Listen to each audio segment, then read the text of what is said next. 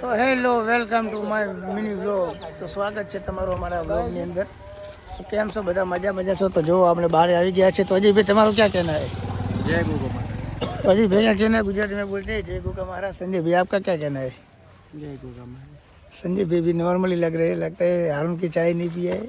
तो दशरथ भाई आपका कुछ कहना है? नहीं नहीं, मेरे को नहीं कहना कुछ। तो ये बंदा रोज बोलता है मेरे को कैमरे में नहीं लेता, आज कैमरे में ले रहा हूँ। आपका क्या कहना है? क्यों? तो देखो ये सब तो कुछ नहीं कहने वाले। तो कैसे वो सब बढ़िया ही होगी।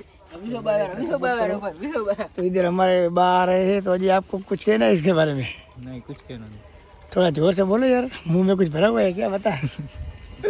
तो ये बात તમારું શું કેવું છે? સ્વાગત છે અમારા બ્લોગની અંદર. તમારા કાંઈ કેવું હોય તો બે શબ્દ ગુજરાતીમાં કહી દો.